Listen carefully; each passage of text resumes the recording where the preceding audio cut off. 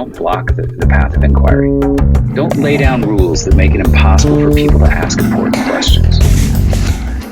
Welcome to the ThoughtStretchers podcast, where we hope to stretch your thinking about important issues in education through rich inquiry.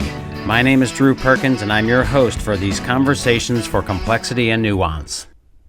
Hello again, and thanks for pressing play on this episode, which is a bit unusual because we usually publish Wednesdays, and this is a Monday publish.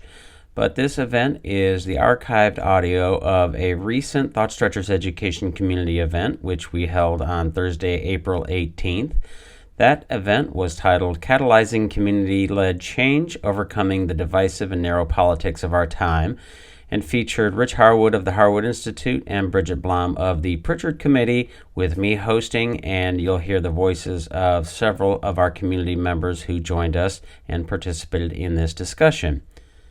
I really enjoyed this discussion, not only because there were some very concrete suggestions and ideas that were put forth by our two panelists, but also because it included roughly about 25 of our community members. And as you're listening, you'll hear the occasional ding as we had some folks joining late.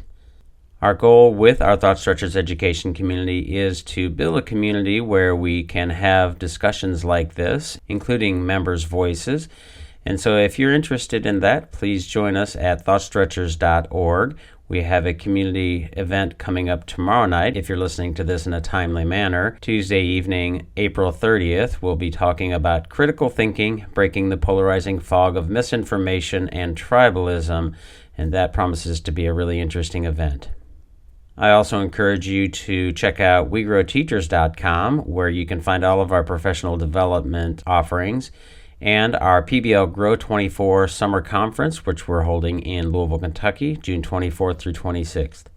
If you have any questions or want to reach out to me, my email address is drew@thoughtstretchers.org. And again, if you find this kind of conversation to be helpful and interesting, please do join us at thoughtstretchers.org, where you can see the events and join that community and interact with other like-minded education-interested folks as well.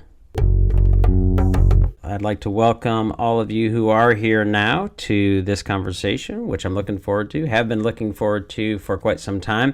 My name is Drew Perkins. I'm the director of ThoughtStretchers Education. I'll just do a brief intro of myself, and then I'll ask Rich and Bridget to introduce themselves. We'll get into the work. And I will also hope that you all have some questions and participation, so I don't have to carry the load of trying to ask questions and guide this conversation, because it's much more interesting for me to sit back and listen and think. So again, my name is Drew Perkins, ThoughtStretchers Education. We have two websites and a podcast. So WeGrowTeachers.com is our website that has all of our professional development, and you can certainly check out all of that, as well as a bunch of blog pieces, including one that is authored by Rich that promotes this event. And our podcast is there, as well as Apple Podcasts. Ironically enough, it's called the ThoughtStretchers Education Podcast. And we also have the community that some of you at least have joined to join this event. It's the ThoughtStretchers Education Community, and that is at thoughtstretchers.org.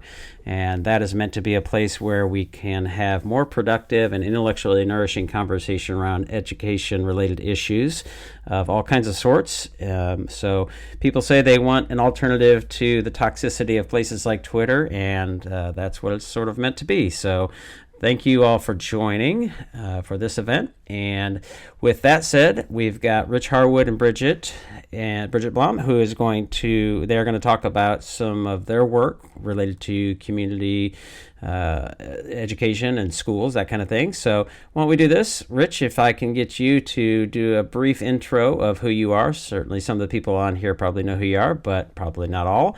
So go ahead and introduce yourself if you would, and then we'll get to Bridget, and then we'll get into the work and the discussion. Great. Thanks so much, Drew. Good to be with you. Good to be with my friend Bridget. Good to be with lots of folks today.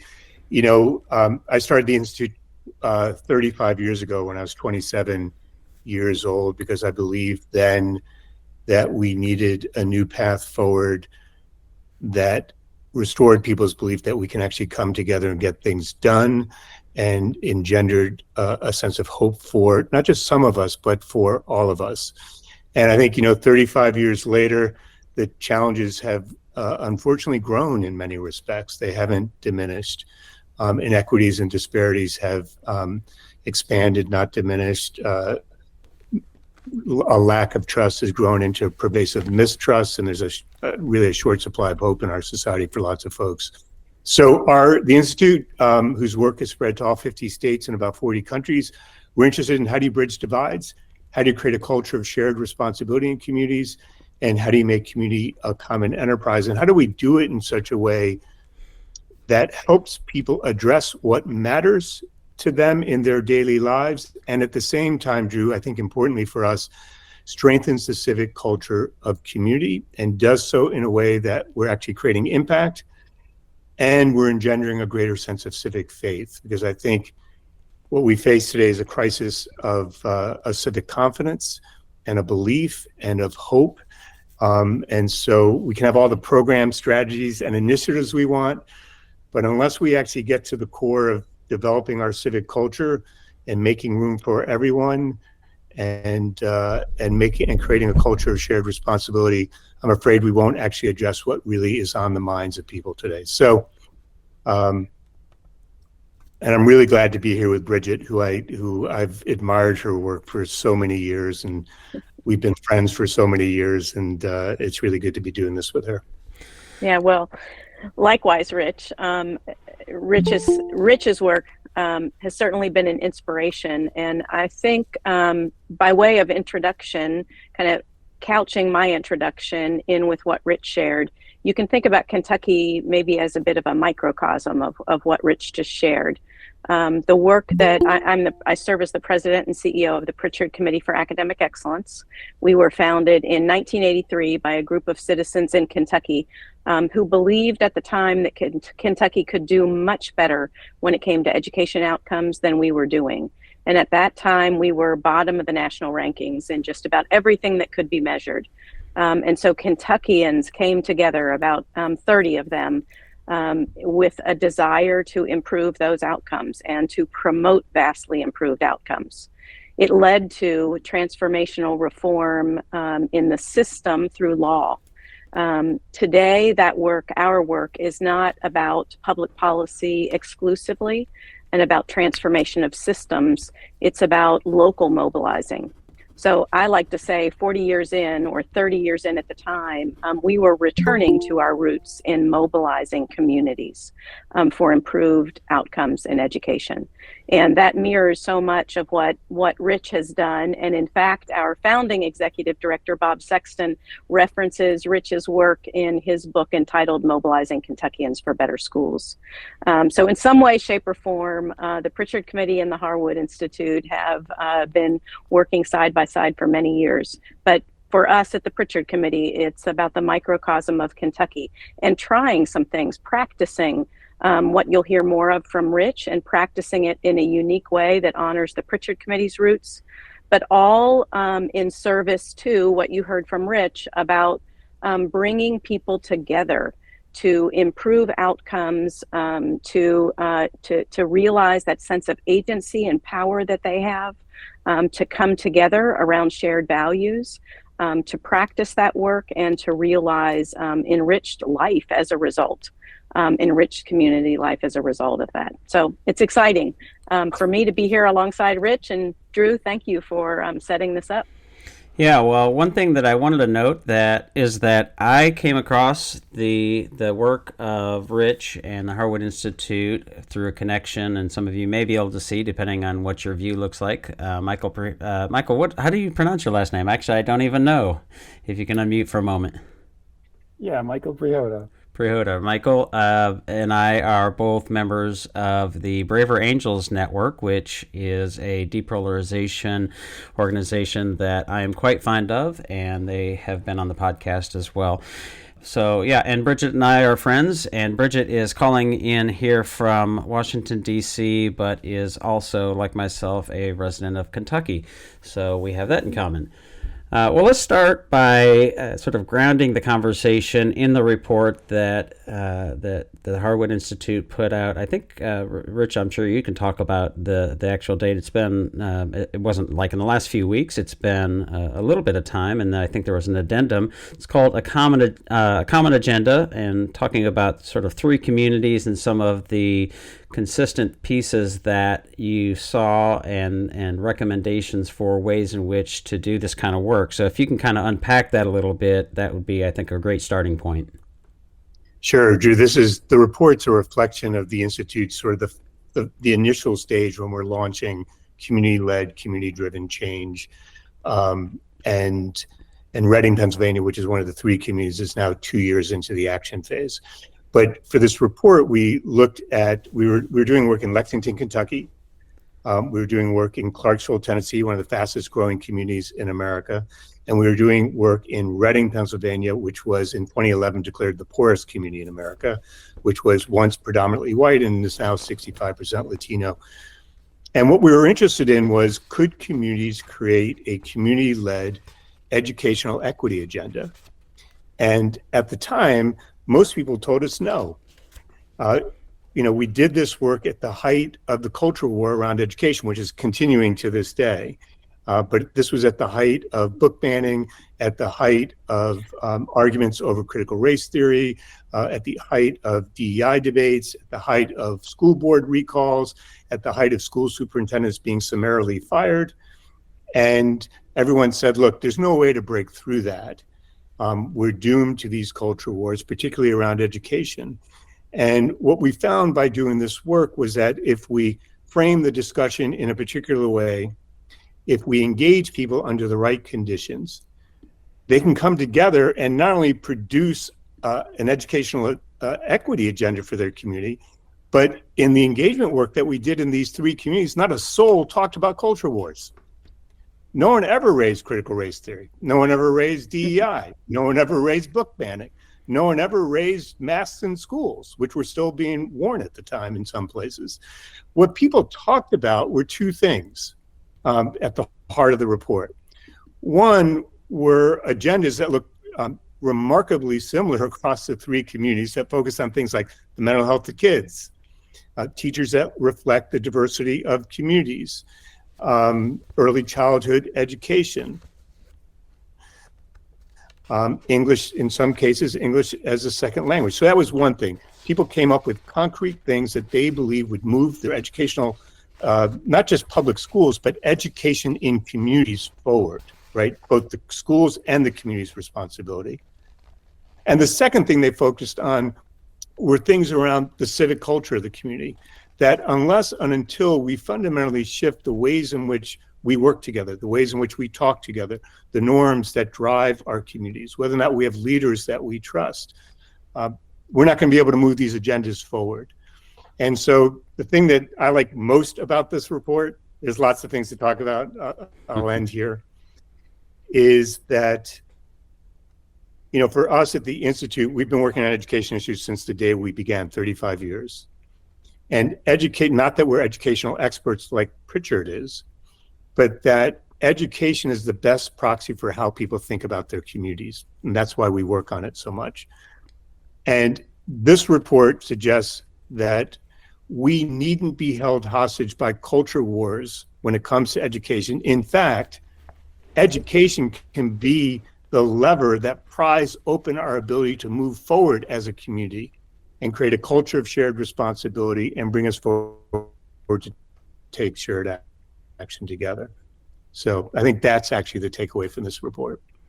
Okay, great. And Bridget, I'm going to ask you to sort of unpack and share some of the work that you're doing in Kentucky, especially regarding communities. And what's the sort of elevator pitch and the work that you're doing here in Kentucky, especially in the context of this sort of community-led change? Yeah, thanks, Drew. I want to back up for a minute just to kind of jump off of some of the things that Rich shared. The Harwood Institute's released the report that Rich just shared, and kind of, I think, underscoring that report. Last year, we did a poll of Kentuckians around the purpose of education. And none of the things, right, that Rich brought up came up on that in that poll. Families, parents, voters are not saying that the purpose of education has anything to do with the things we're fighting over. They say they're interested in preparing in students being prepared for further school and career. They're interested in expanding horizons and making sure that their students are learning new things. And they're interested in making sure that students are engaged civically and productive citizens.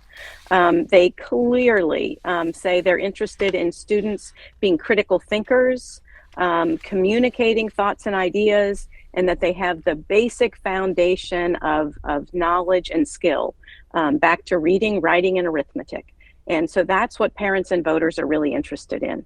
The culture wars are things that are turning people off, dividing people, and it's our job, I think, our responsibility as leaders and activists in these spaces to do the things that bring people together. So underscore areas of common ground, accept that this is about values, and we do in fact have shared values, and that this is about trust, and what we're doing is repairing trust. Where trust has been eroded and it's been damaged, the work that happens in communities, the work that Rich does, the work that we do has to start with a focus on repairing and rebuilding trust, and setting the table for a values-based conversation. And so to then get to your question, some of the things we've been doing specifically, one, to really drive the conversation in education and equity at the community level, and to move it from the state house to the community, is to get information into the hands of parents and community leaders about their community, about their school district, from education outcomes, equity outcomes, over time, and then socioeconomic outcomes. So they can have aha moments, things they didn't know. For example, a community being able to say, I had no idea we were doing a fabulous job in XYZ community getting our youngest ready for kindergarten. That's something we should all celebrate, and we can come together to celebrate. But I have concern that we're maybe not getting our young people ready for post-high school success the way we should be. And what we encourage folks to do is then say, what can we do about that? What can we come together in our sphere of influence, and what can we do about that? So it's not about pointing fingers. It's really about saying, this is about all of us, and we all have a role to play. We have to identify our sphere of influence, and we have to work within it to come together to improve the outcomes we're all interested in. And so I think so much of what Rich does is just coming from a slightly different angle, and maybe a component of the work, the engagement, the citizen engagement piece, the civic engagement piece, whereas Pritchard is coming at it through the education lens and bringing in the civic engagement piece as a way to improve those outcomes. Yes. Rich, would you kind of agree with that, those similarities and differences? Yeah, I think Pritchard has made it smart focusing on education, and I think education is one of the issues that we focus on. Wherever we're working, there has to be some focus, right? So sometimes it's education, sometimes it's the narrative of the community, sometimes it's youth more broadly than education specifically, sometimes it's bridge building, it could be any number of, sometimes it's mental health. And so, but the same principles for how we're thinking about unleashing the community's ability to create change is consistent across all our work. So one of the things that surfaced in the report and I highlighted was the word pluralism, or a pluralistic approach, and that's something that's really important, I think, in how we navigate some of these culture wars and sort of maybe even dismiss some of the biggest concerns that might be coming from the loudest voices. I'm curious to the extent that Richie said that Pritchard is coming at it from an education perspective, and either of you can speak to this, but is there a sense of how you think about, or is there a sort of entree into the pedagogy piece that might help with students and the different people in the ecosystem from students on up, really being able to understand the importance of a variety of different perspectives and those pluralism of views as they're navigating and having these conversations. Because I do honestly find it odd, I don't doubt you, but I find it odd given we hear such noise about, all of these things that you're talking about, CRT and masks and reading wars and, all of these things that are hot button topics in the culture wars. It almost strikes me as odd that those things aren't surfacing or haven't surfaced, and I'm curious how you sort of navigate those spaces to try to make sure that there's that pluralism and a bunch of different perspectives and viewpoints, and if any of that sort of reaches down into the classroom and the pedagogy piece. Well, look, I think in America today, we start conversations often around identity and around political positions, and it inevitably leads us down certain paths. And so, what I often say is that, if we insist on starting conversations first and foremost around identity and whether or not people need to give up their identity, we're going to end up in certain types of debates. If we insist on focusing and framing all of our conversations around problems, we're going to end up in certain places. So what we've come to learn over these years is, and if we're going to talk about pluralism explicitly, I think we're going to end up in an academic discussion. So where we start is actually where people start, which is, what are your aspirations for your life and for your community? And if you ask someone their aspirations, they tell you things that matter to them in their daily lives. They tend to be actionable, doable, and achievable. And when we do that together, what people start to discover is that while we don't agree on everything, there are some things we can agree on, and we can get moving on that. That's number one. Number two, that we realize that there is no single leader, organization, or group that can act on these alone. Number three, that when we begin to articulate these things, we begin to see ourselves not as consumers of public life, but as members of a community or as citizens in public life. Number four, when we do that, it implicates us. We start to realize that we have a role to play, a necessary role to play, in helping to achieve these aspirations. When all of that occurs, what it does, Drew, is it immediately makes room for different perspectives. It immediately makes room for people to bring their different identities. And we all have more than one identity. We have multiple identities. So we as individuals are pluralistic, and we as a society are pluralistic. And so the question is, how do we make room for that without asking people to give up their identities, which we do too often in this country? What our work is about is, how can you lift up your head and see and hear one another and become part of something larger than yourself while still maintaining yourself? And I think that's what we have to spend more time. So what I've found is, this is just one small piece of our work, but what I've found is that by reframing the discussion, whether it's adults or kids in a classroom, which we've done numerous times, almost in every work that we do, we end up talking to students, no matter what issue we're dealing with.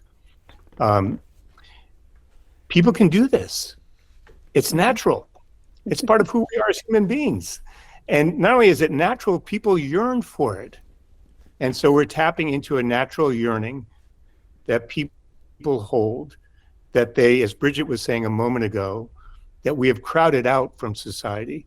We have diminished, sometimes even denigrated in our society. And I think what we're trying to do is create a space for it, lift it up. And importantly, I can't emphasize this enough, I'm interested in action, not just talk. I think we can get to this hopefully later. I think there's way too much emphasis on talk in our society and not nearly enough on getting together, taking action, restoring our sense of agency and a belief that we can make a difference together. So. Yeah, and it doesn't have to be big things. I think there can be so much power in accomplishing bite-sized pieces of something, trying something. That's why I say for folks that we talk to in Kentucky and community, especially parent leaders, don't feel like you have to tackle everything. just identify your sphere of influence and choose to make a difference in an area where you feel drawn and feel a sense of passion. And so one of the stories I've shared over time, it's now been quite some years ago, is a parent leader in Christian County, Kentucky, who knew all the information about her school district. And she knew that her boys played football, and she knew that the fellow football players on her boys' team were likely not going to be college and career ready as measured in Kentucky, and they didn't have any plans for after high school. So this mother took it upon herself to set up before and after football tutoring practice and mentoring for the boys on the football team to help them meet those readiness benchmarks and to have plans for after high school. This has been well over a decade ago that she did this, and she's still very active in this type of work with the high school and in the community. And so that empowered her. It wasn't a huge thing. It was the thing that she could do. And other people see that, and it ripples out into the community. Yeah, so the thing, Rich, that you sort of hit on there, I think is really important, and I won't take any offense that we might get too academic here as an academic, working in academics. But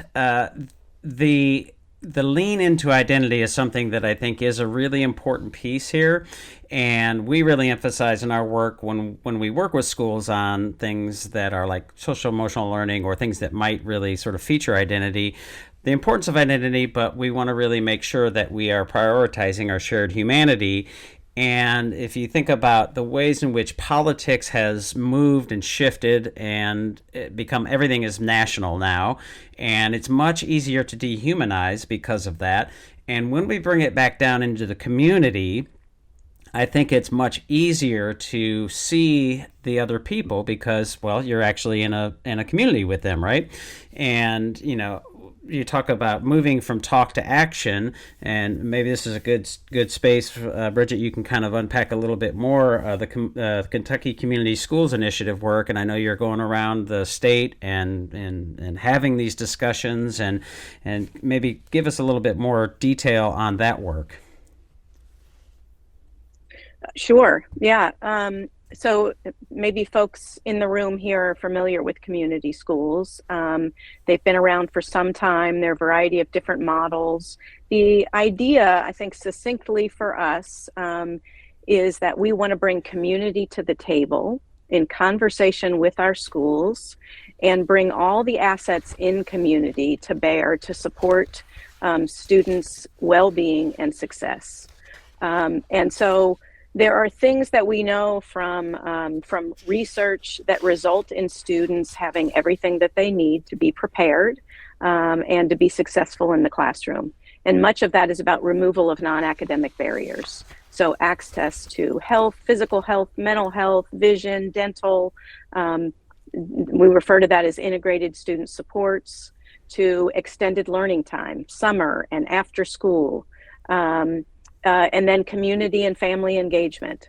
And the last one, just kind of overall coordination and collaboration. So to kind of open folks' minds to what we're talking about, a lot of times I will say, if you think about higher wealth areas, higher wealth families, young people naturally have these supports because families have access to all the health and integrated services that they need.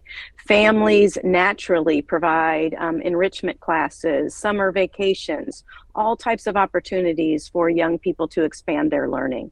They oftentimes have strong networks, social networks in place. And so those non-academic barriers are not there. For students where those non-academic barriers exist, it's incumbent on the community to marshal all the assets in the community to support removal of those barriers so that teachers can do what we expect them to do, what they've been trained to do, and that is to support high quality teaching and learning environments so young people can be successful.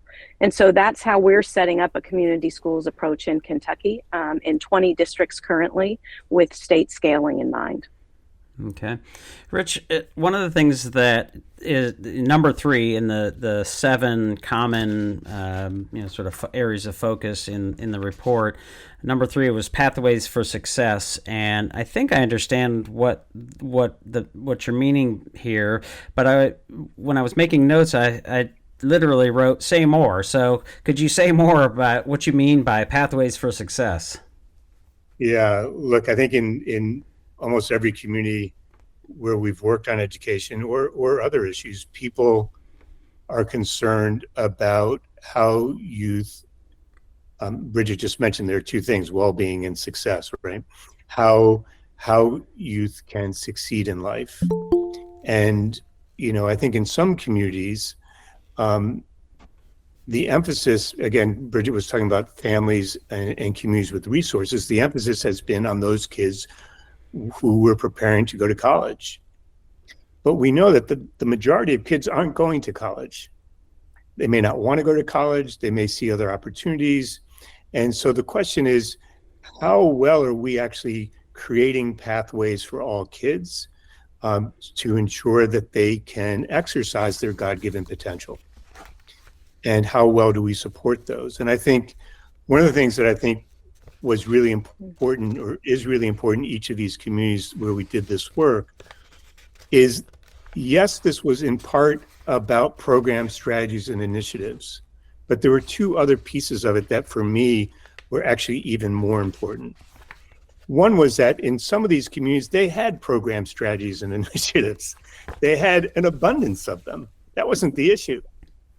The issue was that they weren't focused properly on kids' aspirations and the families' aspirations, and the folks who were running those strategies, programs, and initiatives were getting together to collaborate, but they actually weren't having the hard conversations they really needed to have.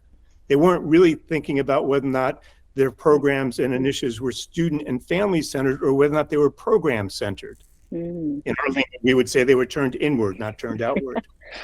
Right? They were presenting a fragmented picture to the community and no one could navigate it, which actually gets to some real equity concerns, right? People don't have access. So that's number one, that they actually weren't coming together to do their work in a way that really matters to the community. The second thing was that the signals, and I really believe that one of the important things that we do in public life is we send signals to each other all day long about what matters, about who matters, about whose voice is being listened to, about whose values are really part of what we're doing moving forward. We send signals all the time. Well, the signals that a lot of kids are getting in our communities is if you're not going to college, you're not worthy. That if you're not going to college, we don't value you. That if you're not going to college, we don't believe you have the potential to learn. That if you're not going to college, we don't believe that you care about learning. Well, in these communities where we've been working, those were some of the signals that were getting sent to these kids and their families. And if you're receiving those signals day after day, from the time you enter a public school system or you're part of a community, that forms an internal voice and narrative in your mind and in your family and in your neighborhood and in the larger community, which actually shapes your mindset, your actions, your behaviors, and your own aspirations. And I think, so it's all three of these things that actually, Drew, really matter in terms of these paths. That's probably a longer answer than you ever possibly imagined. If I can jump, go ahead, Rich, sorry. Okay. I was just going to jump in there and add one of the things we found with the community schools, kind of trial and error. We're really trying to support a local conversation and local school and community leaders owning that space. And one of the things they've found very early on is they get better attendance at these community meetings when they take them out of the school building and into the community. So recently, one of the meetings was held at a church. Then we got feedback that for some folks, they're not going to go into a church. So, I think to Rich's point, you really have to take down the barriers, the structural barriers that we've put in place and level the playing field, if you will, for conversation that brings everybody in. Yeah, that is an interesting point.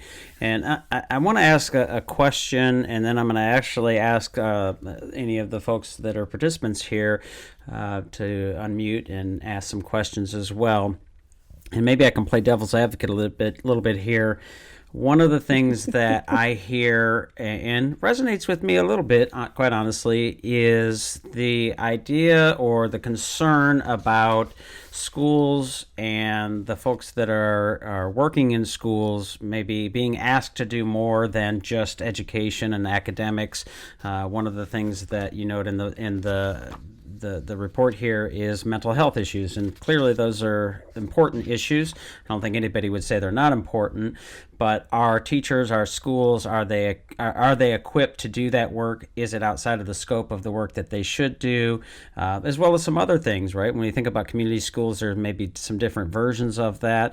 I've seen some real pushback on that idea and some of the versions. So if you can kind of talk about what that looks like and how you think about those sort of tensions and challenges.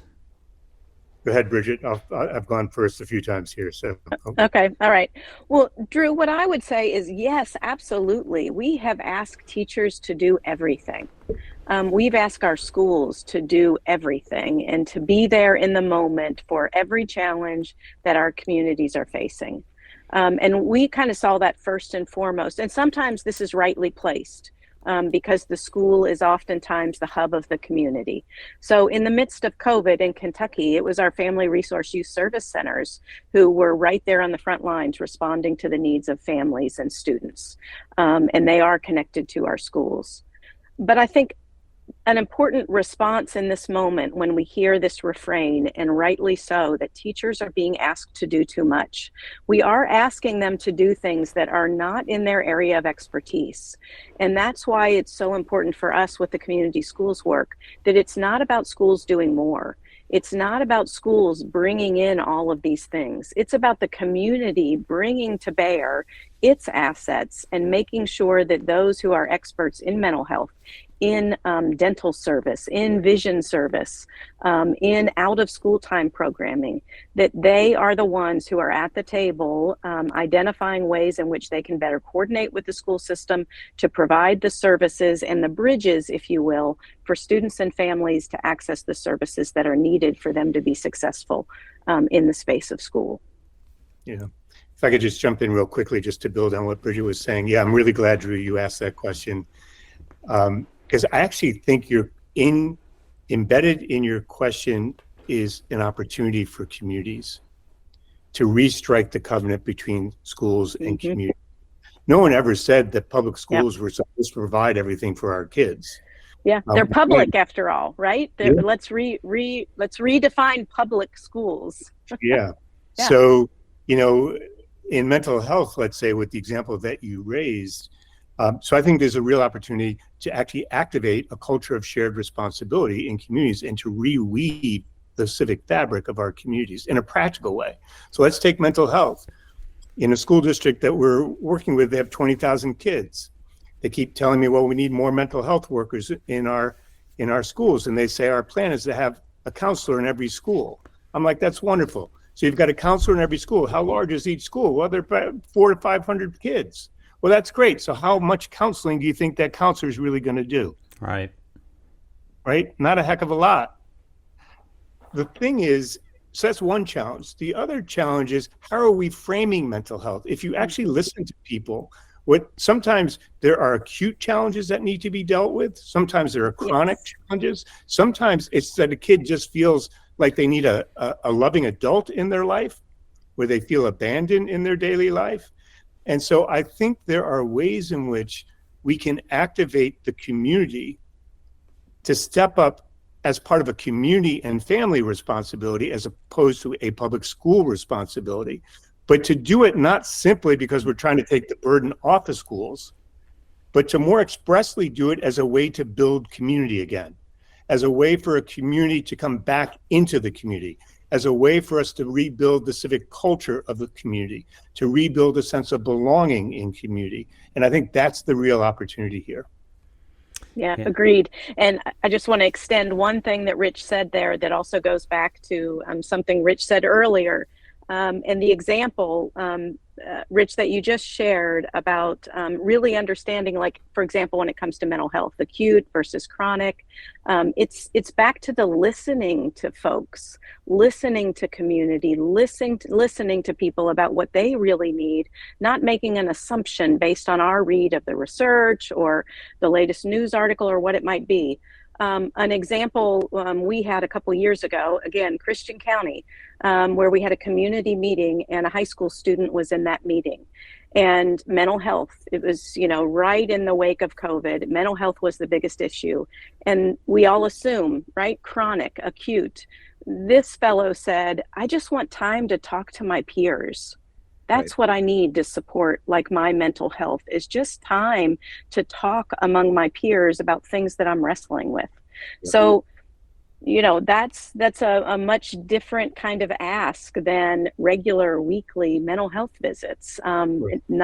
Those are needed too. But again, back to the listening and opening ourselves up, to Rich's phrase, to turn outward, to really know what people need and how we come together to provide those things. That's such a great example, Bridget, because in a couple of communities where we're working, even when we got to the point, to Bridget's point, where youth expressed that we feel abandoned, we want more support, all the professionals in the community assumed mentoring. Then they made the assumption that we needed one-to-one mentoring. Then they made the assumption that we need to scale the local Boys and Girls Club with their mentoring approach. Well, to Bridget's point, if you actually listen to youth in that community, they said exactly what Bridget just said in Christian County. They said, we don't want one-to-one mentoring. We want to come together to be with our peers. Yes, we want an in the room. Yes, we may even want some homework support. But what the kids were telling us, and this is true in English as a second language too, where we're doing this in Reading, what people were saying was, we need to feel a sense of belonging. We want to be part of something larger than ourselves. And the implication of that was, we need to do the work through building networks, not by isolating kids or English learners in one-on-one environments. And so what that meant in the community, though, was that the nonprofit organizations that had invested all their time and money, all their credibility, all their fundraising, all their board development in one-to-one mentoring had to look in the mirror and say, are we going to shift the way we actually do work in this community? Or are we going to insist on implementing the model as it is? Because we have so much invested as an organization in it, we can't afford to change, which to me says we can't afford to do the community work that needs to get done. Mm-hmm.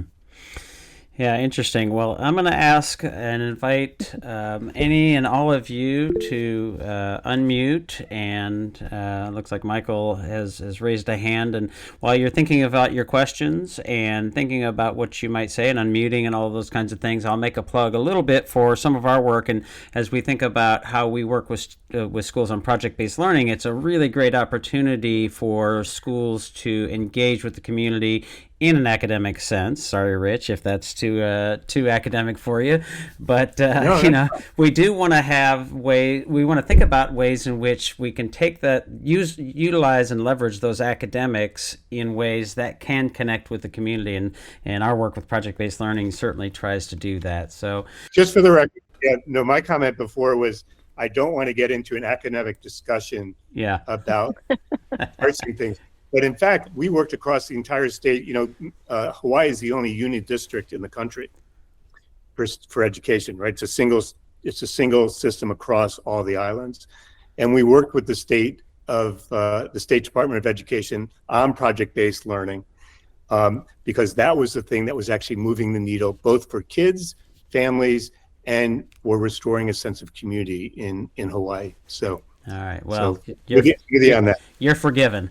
Michael, why don't you go ahead and if you can kind of keep your question or comment brief, that'd be great, because I think we have some others, but go ahead.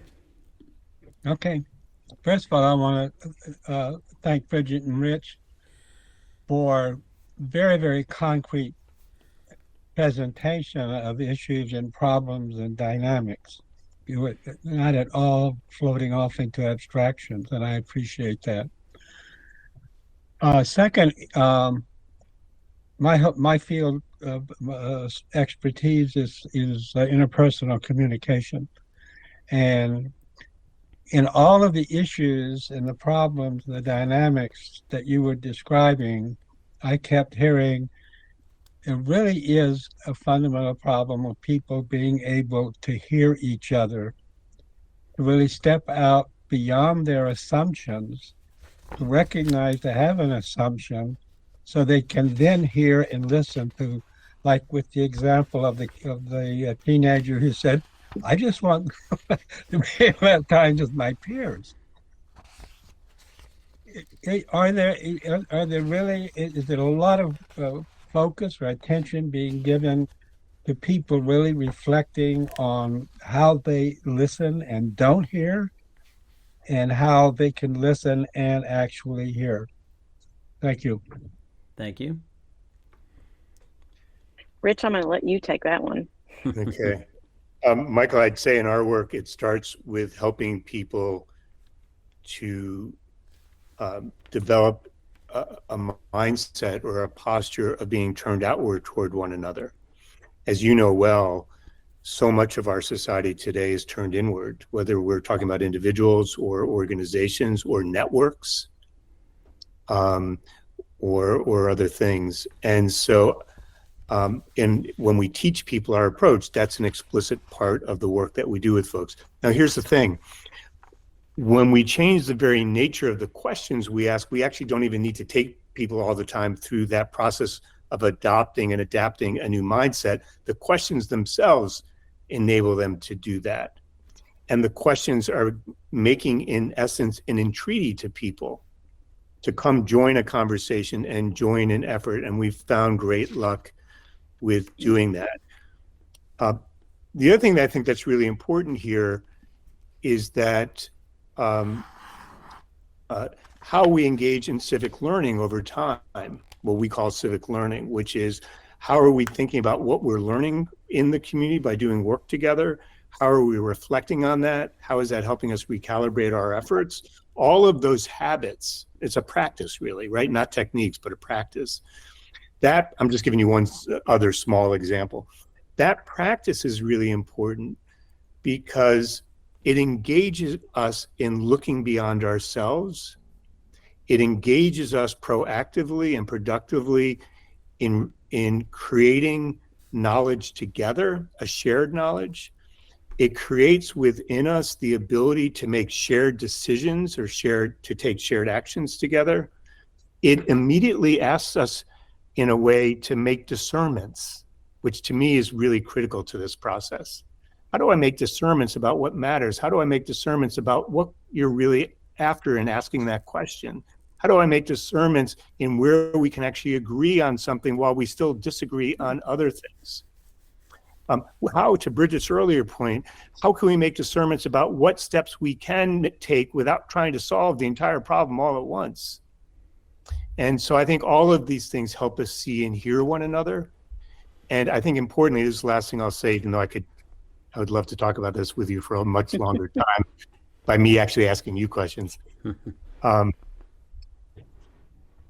Drew mentioned this earlier. I think at the heart of this is how, through the ways in which we engage with one another, take action together and create things together, how is it, without even using the phrase I'm about to use, how is it through those steps that we're taking, we're reconstituting and reclaiming our shared humanity? Because I think fundamentally that's a lot of what's at stake here, and our dignity. And that dignity is a birthright. It's not something you earn, like respect. So I hope that helps. Yeah, Michael, the only I'll add, and Rich, this is something I feel like I really learned from you all that we've put into practice. And it's back to identifying aspirations and shared aspirations. And I think folks are more willing to really listen to one another when there is a sense that there are shared aspirations.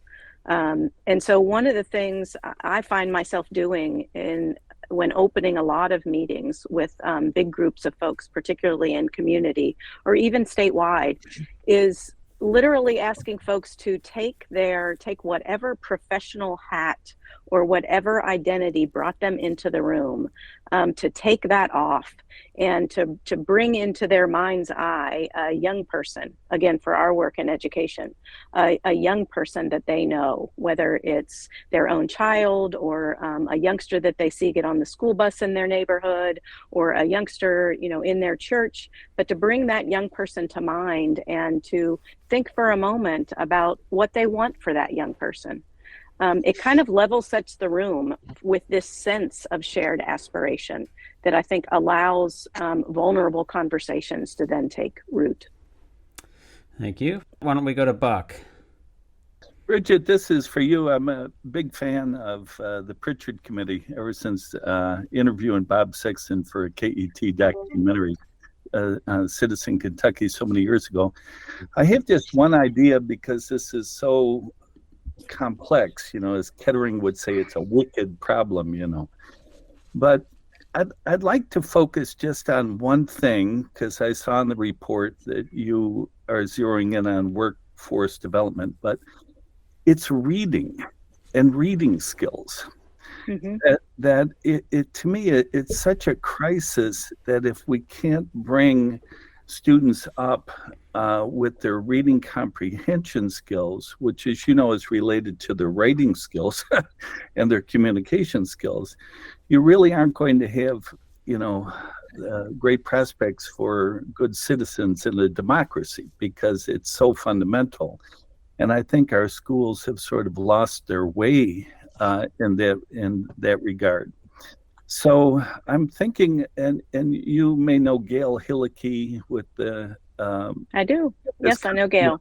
So Gail and I have been sort of working on this notion, but I just want to kind of try it out on you and the group. Okay. If there were one thing that we could focus on to help turn a corner, that would be bringing to bear, expertise to help. And here's where the one-on-one, Rich, maybe kind of comes in, of having, I'm just thinking of retirees for an example, or maybe grandparents, of training them up to work with kids and their grandchildren as a way to try to turn this corner to improve reading comprehension, that we could make a big mark in that way. And so I just wonder what you think about that. Yeah, Buck, thank you. And thanks for sharing that background with Bob years ago. For our part, family engagement, parent engagement has always been a part of the way we see change happening. And so I think what I hear you describing are ways for grandparents, for parents to get more involved in helping young people with the practice of reading and comprehension. I think it's absolutely something that's necessary, and it's part of a holistic approach.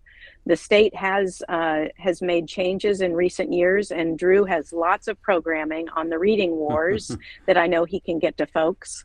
And I think even some interviews with leaders at the Kentucky Department of Education around Kentucky's reading story, if you will. So public policy measures have been taken on in recent years. There's new funding for professional development for teachers, and there's guidance for families. And I think taking that guidance to grandparents and Sunday school teachers and Girl Scout troop leaders and others, again, out into the community and bringing the community to be part of that solution is an important piece of the puzzle. Absolutely. Yeah. If I could just jump in real quickly on this. My response is going to be similar to to a question Drew asked. So one is, I'm really glad, Buck, that you raised that, and you raised it in the way that you did. Just a couple of quick thoughts. One is, to me, this is what you're expressing is another opportunity for us to tap into the community as a community. That this is a way for us to bring together through shared action, a way to support youth and kids to fulfill their potential, right? I think that's what we're all after. It's also a way, as you know well, to forge relationships intergenerationally, which is, I think, also critical. But here's the other thing I would say, because I've worked with lots of United Ways and other groups that sort of mobilize volunteers and other things. And what I say to them all the time is, you have a choice. You can mobilize volunteers as if they are soldiers in your army. Essentially, they are inputs that you're just going to plug into a system, and they go and meet this kid, and that's the end of it. And that's good. That's good. I've done that. We've all done that. But here's, I think, the real opportunity. What if while they're helping support those kids, let's say one-on-one, as you're suggesting, which isn't really important. I was saved by adults who did that when I was a sick child. So I understand the benefit of that. What if we started to bring those parents and those adults together as part of a network in our community, so that they themselves feel part of something larger than themselves, so that they see some larger public purpose in what they're doing, so that they see that while they're doing this work, they actually it might lead them to take other actions in the community together while they're still supporting these individual kids. I think that's the real opportunity here, in addition to supporting individual kids to make sure they're learning. And that's what I want communities to start to do more of. Yeah, Buck, thanks for that question. And I put a couple links in the show notes, as Bridget mentioned. We've done some podcasts, and we have lots of resources as well. When you talk about knowledge or reading comprehension, there's the learning to read and the science of reading. And we just recently did a discussion here on the community that had an author of a book with that deals in the reading evidence and neuroscience. And so I put that link in there as well. But then previously, we did a reading wars. And if you're familiar with that, you're familiar probably with Emily Hanford, but also Natalie Wexler. And we talk about knowledge and the importance of knowledge and getting knowledge is a big piece of the reading comprehension pieces. So I definitely urge you to check out those two links, as well as some of the other things as well.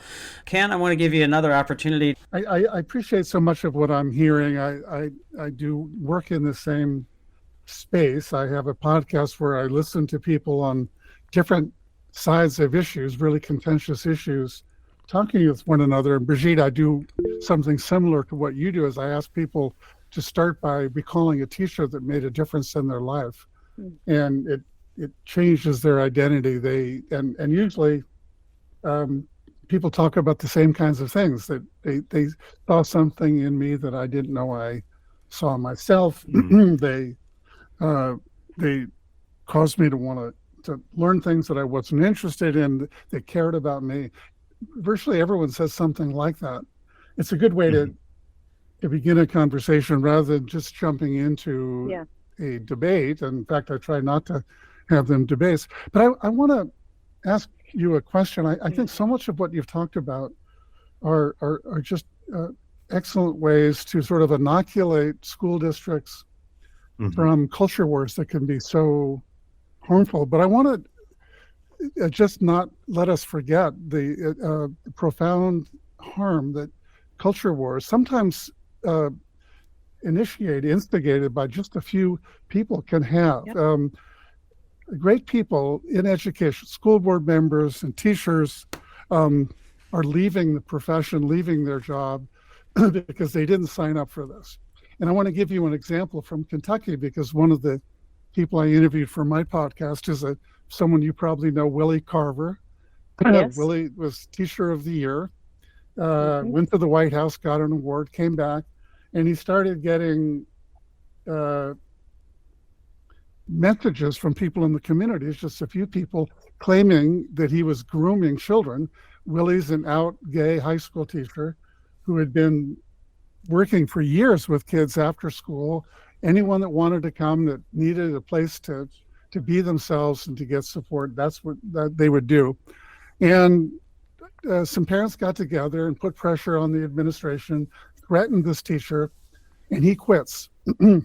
And one of the unfortunate things, actually, Willie didn't really blame the parents. He said they are victims of, what people like Amanda Ripley call conflict entrepreneurs, people who instill fear in parents, and they don't know that Willie's actually saving lives, not not grooming people, but his administration did nothing to come in and support him and a couple of other teachers. So I'm just wondering if both of you could talk a little bit about when these culture wars do erupt and good people like Willie Carver leave, what can be done to support the administration and school boards so that they can calm things down and protect and create an environment that doesn't cause great people like Willie Carver to leave? Go ahead, Bridget. Well, Rich, I think you will have a much broader kind of response. I think, Ken, I appreciate you asking this question. And I'm reflecting on one of our community school meetings recently I believe it was in Warren County in Kentucky. The principal's response after the community meeting was that he had never felt the support of the community quite like he did that night. And he was nearly in tears closing that meeting. And so as I think about that experience that was relayed to me and your question and knowing Willie's story, I can't help but think that strengthening the foundation of school community relationships and the schools and I think our schools and districts have become protective in so many ways. They insulate themselves rather than bringing the community in and working with the community and the community working with the school to support success. And I think if we do more of that, our schools and districts will feel that they have the support of the community as they then are able to support the professionals who are doing the work we've asked them to do in supporting student well-being and academic success. Rich, if I could just say one quick thing. I agree with what you're saying. I'm actually working for several months studying something that happened in Middletown, Ohio, where there was rumblings of a culture war. And what the superintendent did was he called on the Ministerial Alliance and a group he calls positive gossipers to come to subsequent board meetings and say, do you support our commitment to equity and to diversity? And these were conservatives, and he had cultivated a relationship with them prior to that. But they came forth, and it completely shut down the culture war for precisely the reasons that you mentioned. See, he engaged with the community and said, I need help. I need your help. And they stepped up, and now they're focused on real problems like chronic absenteeism. Yeah, that's great. It can be scary. Yes. I think Rich, you know that. You coach us all to embrace that scariness. Yeah, I think it is scary. And Ken, as you know, it's not just folks in education who are leaving. I can't tell you the number of nonprofit leaders, foundation leaders, United Way leaders, faith leaders. We do a lot of work with clergy who have said enough. I mean, it's why we have this national campaign that we're running called Enough, It's Time to Build, because people have said enough, but they're not saying enough coming back into public square. They're saying enough, I'm leaving. Yeah.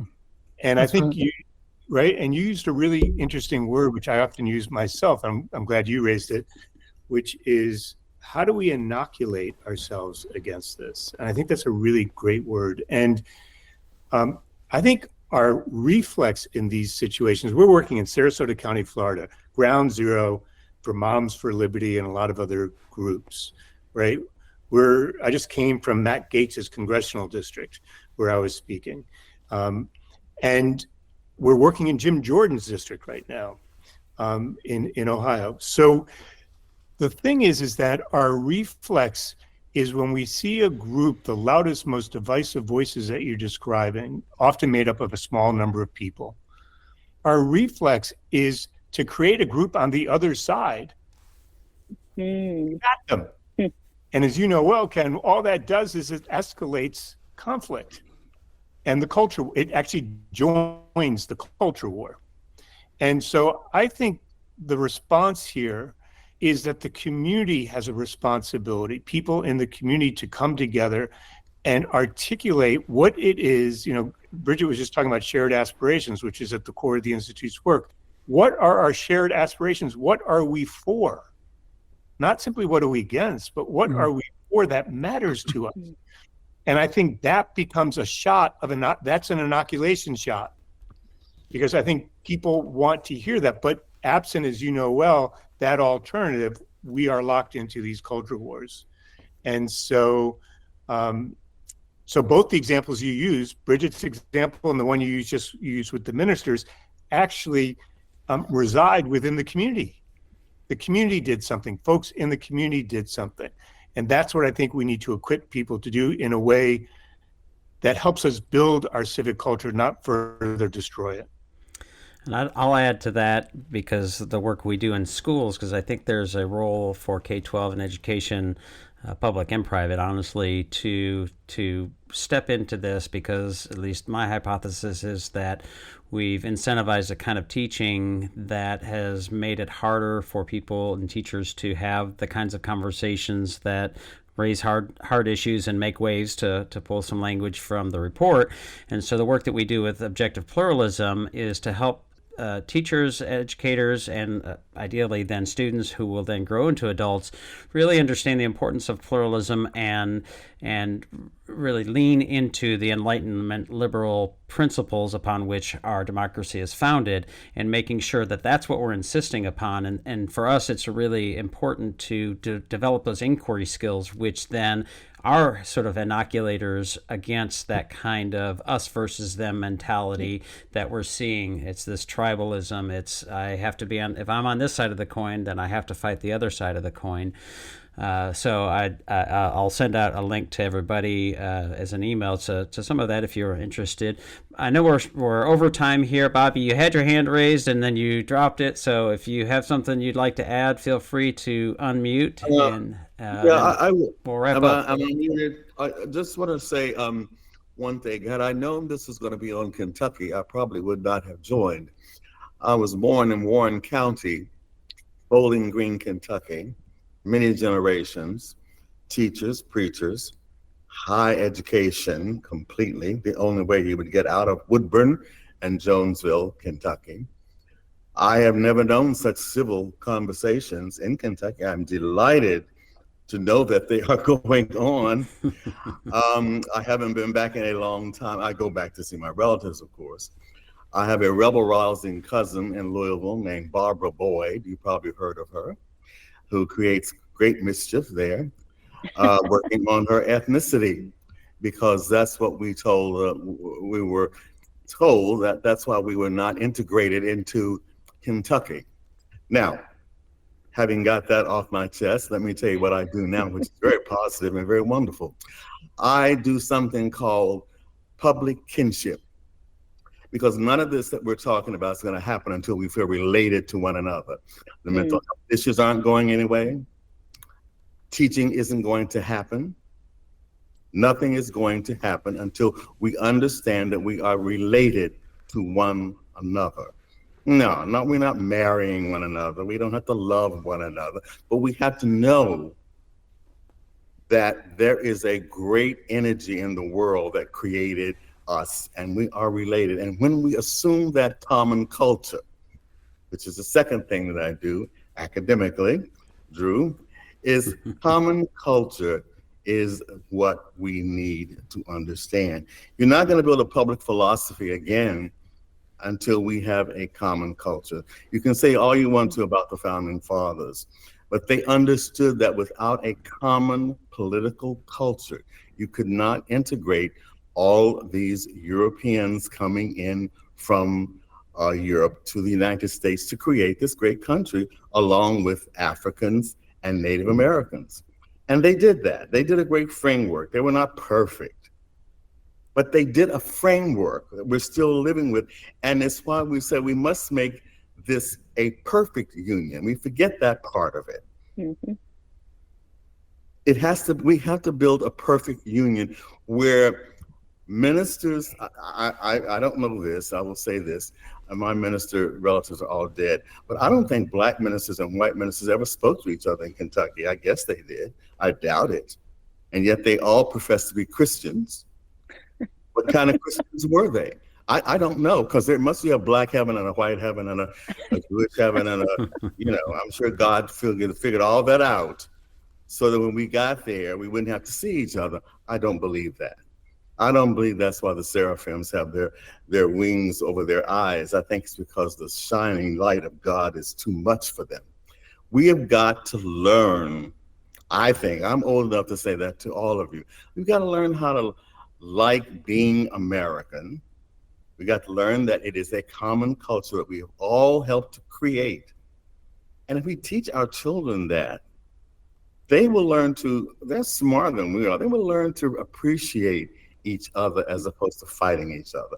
We wouldn't have to fight each other over ethnicities. We wouldn't have to fight over banning books of all things. We wouldn't have all these issues, I think. Now, that's because I'm old and simplistic and I'm done. But I want to say I was educated in Kentucky. It was hard because I'm 80 years old, but we got there. And I got a PhD at a fabulous university. So I got community educated schools. I went to Fisk University. I went to Western Kentucky University. You probably heard of it. I was the first to go there. I studied music as a child there. I was taken out of the public schools to do that. That's because there was a white lady there named Mrs. Skiles who believed in public kinship. No one else did, but she thought, well, this little black boy can play. I'm going to take him up to Western so he can learn to play. People didn't like it. People pushed my mother off the sidewalk, but she did it. We need more people like that who believe in common culture. And that's all I have to say. And in response, I'll just say amen. Bobby, is that okay? Yeah, I think Bobby's maybe frozen and maybe will rejoin us. So I want to wrap us up, and I know we're a little bit past time. I'll do a couple of things and plugs, and then Rich and Bridget, I want to give you an opportunity to sign off and say anything. I'll also send an email to folks, and I would encourage you to, if you're so inclined, to join our ThoughtStretchers Education Community. And we have other events coming up on a variety of topics, and there's ways in which you can asynchronously interact with folks. We're trying to build something that does share some community and culture. WeGrowTeachers.com is our professional development site, and the community is at ThoughtStretchers.org. And our podcast, of which this will probably make it into one of those podcasts, is the ThoughtStretchers Education Podcast. So you can find that on Apple Podcasts and all the places that you find podcasts. So Bridget, why don't we start with you? Anything that you want to share before you go as far as links and tips or parting shots, and then we'll go to Rich. Just a big thanks to everybody who joined today and had an interest in this topic. It's refreshing for me to have been part of this conversation today and gives me hope. So thank you all. Thank you. Rich? Yeah, I would just echo what Bridget said. Thanks for Drew for doing this. Thanks, Bridget, for being our partner in this. Thanks for everyone coming. And yeah, the one thing I'll just say is that education need not be the great divider in this country.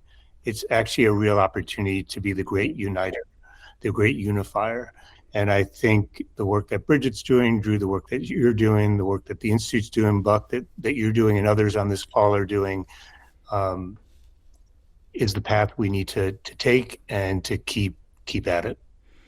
Yeah, well, thanks to both of you and to everybody who's joined, and we'll keep at it. It's a steep hill to climb, Sisyphus pushing that rock, but maybe at some point we'll get it nearer to the top and we'll have a more perfect union. So thanks again to everybody for joining. What we need to do is spend enough time together that we can start to translate our ideas into each other's language and include one another in this community of inquiry. And that is the work of love.